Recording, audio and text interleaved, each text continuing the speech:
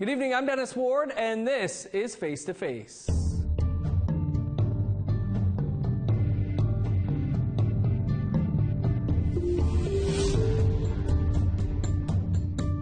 Our guest this week has been a tireless advocate for Indigenous women and has been working to prevent and end gender and race-based violence for over 2 decades. Hilda Anderson-Pyrz is a member of the Nisatchawayasik Cree Nation in northern Manitoba and helped establish and was the director of a MMIWG liaison unit for First Nations in northern Manitoba. Hilda is currently chair of the National Family and Survivor Circle in Canada. Hilda, thanks so much for being with us here this week. I'm honored to be here. Thank you for having me. Well, thanks to you. And as we mentioned in the intro, you know, this is work that you've been up to for 2+ decades now, really. What spurred you into this type of work? I think it started from when I was a very young child and how my family was impacted by resource development and the devastating impacts not only to my family but to my community and to the people of my community. I watched my father from a very young age, you know, fight for the injustices related to the impacts of resource development and the devastating impacts that have left scars like on everyone within the community, even in my family. So right from a young age I learned that I had to fight for our people and for our rights. Very important topic that we'll actually be covering next week on Face to Face as we talk about hydroelectric and projects in Manitoba and the cost to Indigenous peoples.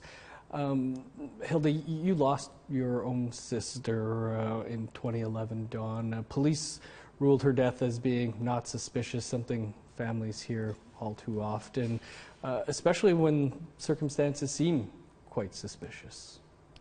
I think, you know, when my sister died, it was very devastating to our family, and, you know, we continue to feel the pain of her loss, but a lot of our healing has come from raising awareness on the injustices that are experienced by families and survivors of gender-based violence who are impacted by a homicide or by violence, and really challenging systems that should be there to support and showing how fractured they are and how ineffective they are as well. You know, when I think about what happened to us, I think in a lot of ways it's, you know, the way that my sister was. She was very outgoing. She stood up to injustices and she fought a lot for people who didn't have voices. So in many ways it's an honor to her that I keep doing this work. Even prior to her passing, I was doing advocacy work, but it has strengthened me, you know, to continue to fight a good fight so her voice is not silenced.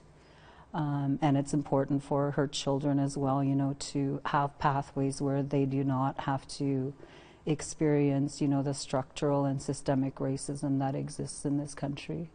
And for other generations who are coming after us too, you know. So that's why it's so important for me to continue doing this work, you know, in her honor and her memory, and so that her voice is never silenced.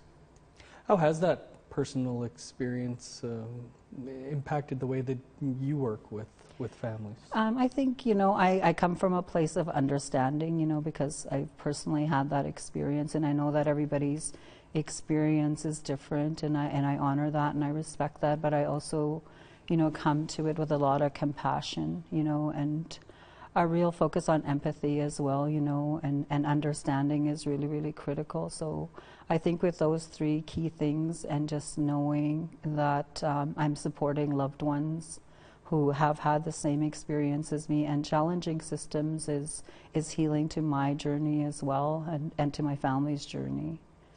You helped start the MMIWG liaison unit for Manitoba, Kuwait Now, Yoki Mackinac, which represents First Nations in northern Manitoba. Can you tell us about the initial need, I guess, for such a unit like that in northern Manitoba? Well, when you look at northern Manitoba, there's a lot of needs that we have that are not being met and continue to not be met. So one of the things for me, because I'm from a remote, isolated community as well, that, you know, a few years ago just recently received an all-weather road, but prior to that it was only by fly-in or drive-in through the winter road, and I still see today that there's still a lot of lack of services that are needed to support families who are impacted, but also to support families of gender-based violence, but also to support, prevention, healing, and wellness for those who are impacted.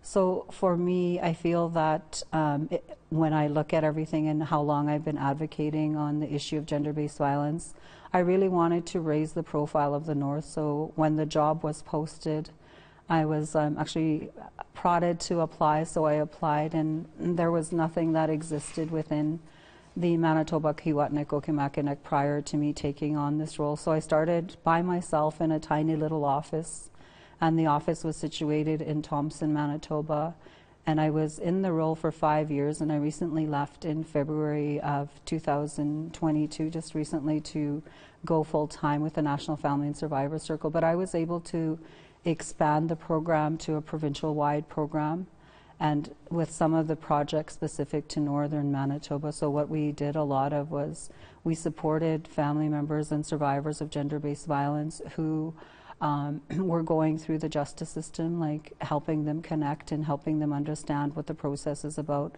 But more importantly, ensuring that they had trauma supports, throughout this process, because it's very traumatic to have to relive your experience of losing a loved one to homicide or your experience of being violated. So it's really critical that those trauma supports exist. But also educating other resources within the justice system and other service providers on how to better support Indigenous victims and Indigenous families who are impacted by homicide, and helping to build those bridges and work through collaboration to improve the needs of families and survivors and two-spirited and gender diverse people, not only in the North but across the province and even across the country. We've, like in my role, I've created a lot of awareness and building bridges and educating as well. So now the unit has the capacity to staff 14 people. It has multiple projects and programs that they're delivering now based on what I had created, and through my commitment and my dedication in building those partnerships and relationships. And that's ultimately what is needed to end all forms of gender-based violence, is that commitment, that political will, and building relationships and partnerships, and coming from a place of understanding and not taking prescriptive approaches, because often governments try to prescribe to us as Indigenous people what is best for us, but we know what we need, and we know how to get there, and it has to come from an Indigenous lens and be Indigenous-led as well. So those are key things that I try to incorporate in our program.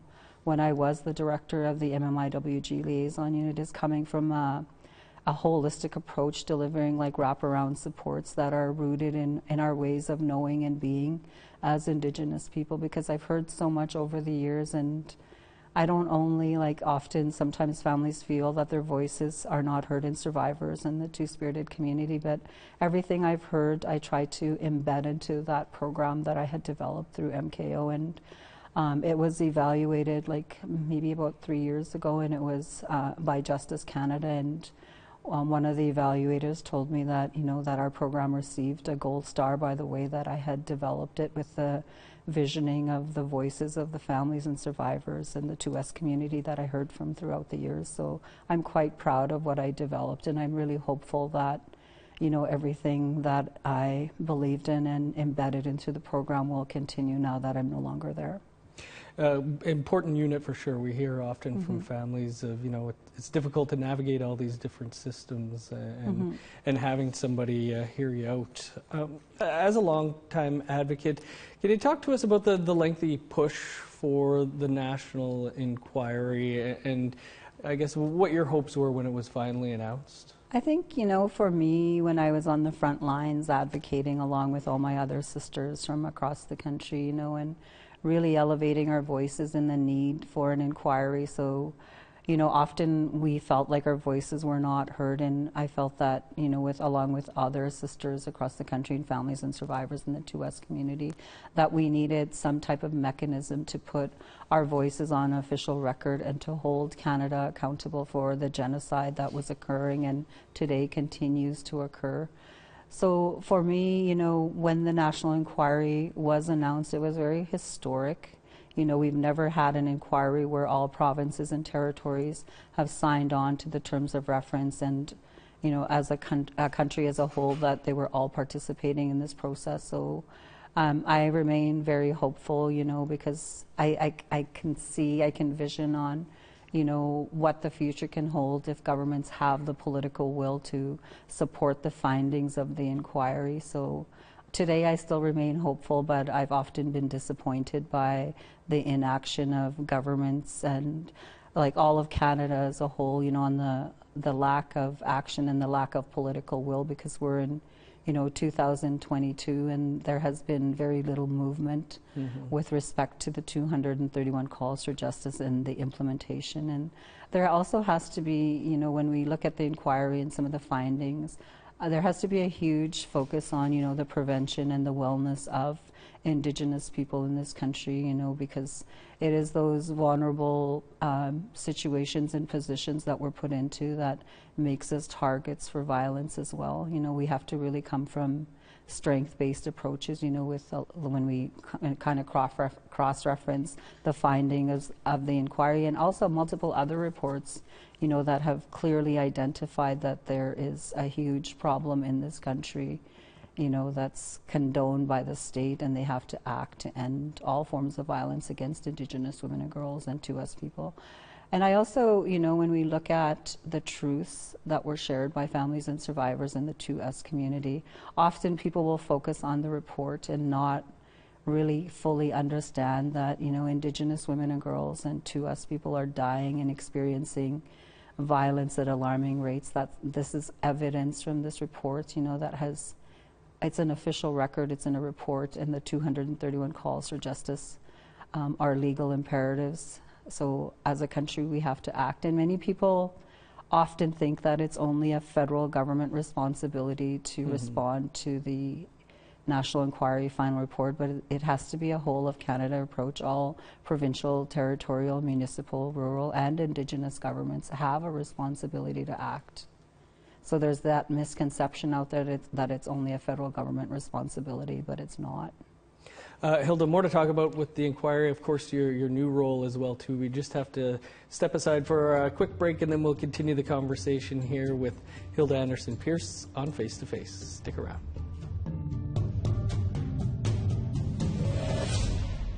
Welcome back to Face to Face. Our guest this week is Advocate Hilda Anderson-Pyrz, whose new role is the chair of the National Family and Survivors Circle in Canada, which we're going to talk about here in a second. We were just speaking about the national inquiry, though, and you know, the federal government at least not implementing these calls for justice. What do you think has been the cost of not implementing these calls for justice? You know, the cost is the murder of our Indigenous women and girls and two-spirited and gender diverse people, and the continuance of violence being experienced by our Indigenous women and girls and two-spirited and gender diverse people, and that's a huge cost. It's a huge cost to our families and our communities and our nations. You know, there was just a recent report when we're talking about, you know, what's changed here 3 years later, that from Statistics Canada, that painted some pretty grim pictures for Indigenous women in this country. You know, what does it say to you that these statistics continue to get worse? For me, as an Indigenous woman, and you know, I have a granddaughter and I have, you know, many relatives and many sisters across the country, it's very deeply concerning. You know, because one of the things that we're advocating for in this country is a pathway of change to create a better tomorrow, you know, a safe tomorrow for Indigenous women and girls and two-spirited and gender diverse people. So it's very deeply concerning, you know, and I think, you know, we have to really come from a rights-based approach, you know, really highlight that the governments have a responsibility to act, and as Indigenous women and girls and two-spirited and gender diverse people, we have rights, you know, that gives us the right to safety, the right to security. We're only a couple of weeks out here from what will be the third anniversary of the final report of the National Inquiry being handed over to the Prime Minister. Are you anticipating or expecting any big announcements, I guess, coming from governments this June? Actually, no, I think, you know, families and survivors and two-spirited and gender diverse people will be very disappointed at the lack of action from governments across this country. You know, because from what we've seen, I sit as the chair of the National Family and Survivor Circle, and our continuous lobbying and advocacy for, you know, committed resources to create that transformative change, and it's very slow moving, and there appears to be a lack of political will to put the issue of MMIWG on the forefront and to address it in a meaningful way that will have impact on the ground. As somebody who is, you know, had high hopes for the inquiry, your family spoke at the inquiry. 3 years later, did you think that we'd be at this point where little had been done? Like I always, like I don't trust governments based on all our experiences as Indigenous people. So I was hopeful, but my hope is, you know, slowly diminishing based on what I'm seeing.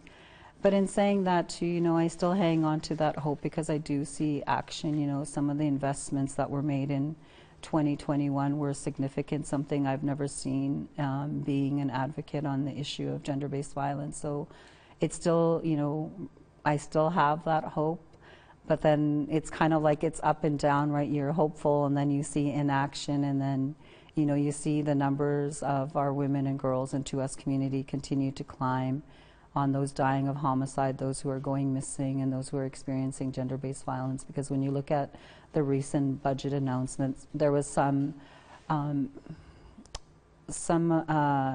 items identified that would be helpful when we look at prevention, but there was no real significant commitments, you know, for the implementation of the 231 calls for justice, or to address the alarming rates of violence that we're experiencing as Indigenous women and girls and 2S people in this country. I do want to talk about your new role as the chair of the National Family and Survivors Circle in Canada. For those who aren't familiar, can you tell us a bit about what it is and what its goals are? Okay. So we were established in 2019, I believe.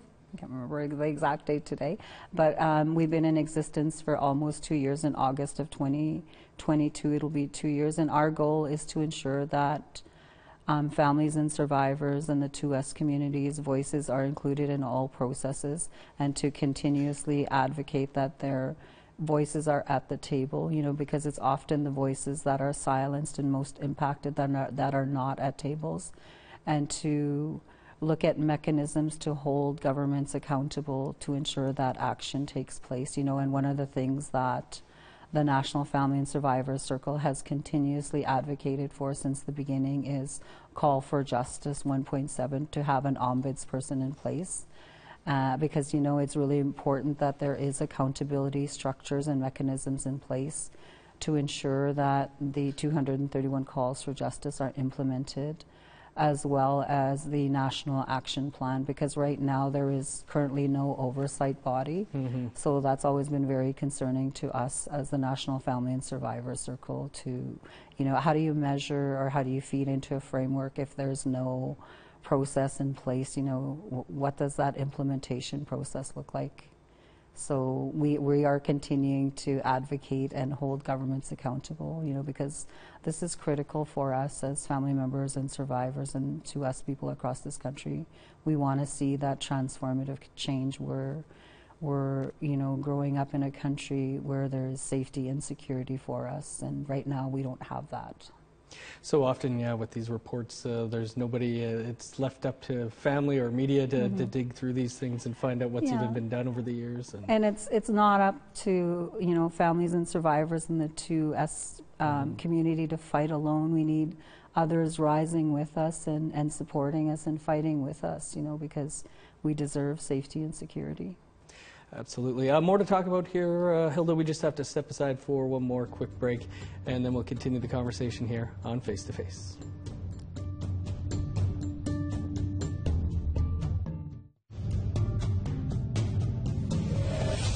Welcome back to Face to Face. Our guest this week is Hilda Anderson-Pyrz, a longtime advocate for ending gender and race-based violence. And Hilda, we've been talking about the National Family and Survivor Circle here in Canada, who have also released your own report on some of those calls for justice that you think should be put in place immediately. I mean, we're talking about all governments. We're talking about individual people. What do you think are some of those things that we really need to be working on right now? I think, when we're looking at the 231 calls for justice, and there's so many of them, but just kind of narrowing it down and just sort of summarizing it, I think we really need to focus on strength-based approaches, that for the safety and the protection of Indigenous women and girls, like as an example, like access to educational opportunities, access to safe, affordable housing, access to participate in the economy, with training opportunities, access to childcare, really a huge piece on educating on prevention and really embedding all types of services with relation to wellness and healing, because we know that, we've been impacted by so many systems as Indigenous women and girls and two-spirited and gender diverse people, but also to ensure that there's changes within legislations and policies, to address the systemic racism that exists in this country, which is a contributing factor to the homicides of Indigenous women and girls and two-spirited and gender diverse people, but also developing a mechanism, in relation to the implementation of the 231 calls for justice that is not dependent upon what government is in power, that it's sustainable, right. And adequately resourced to continue, working towards ending the genocide against Indigenous women and girls and two-spirited and gender diverse people in this country. Well, it looks like it will be this government in power for a while with their deal with the NDP, this was one of the things that was mentioned by the NDP as one of their priorities in putting this deal together for the next few years. How will your circle and how can others hold the government accountable? By lobbying your MPs in your area and reading the National Inquiry final report and the 231 calls for justice, and looking within your own institutions, your own organizations, or the services that you deliver to ensure that you're embedding the 231 calls for justice as well. And basically the key thing is, education, having that empathy, having that compassion, but also the ability to hold structures accountable and fighting along with us as Indigenous women and girls and two-spirited and gender diverse people, because we need, the country to rise with us.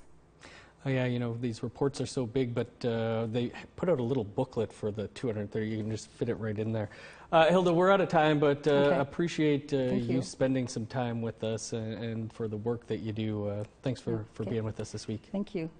That is all the time we have for this week's show. You can catch up on any episodes you may have missed by visiting our website, aptnnews.ca. And this episode and all of our past episodes are also available as podcasts. You can find those wherever you download your podcasts. I'm Dennis Ward. Thanks for tuning in to Face to Face. Have a great night, and we'll see you back here next week.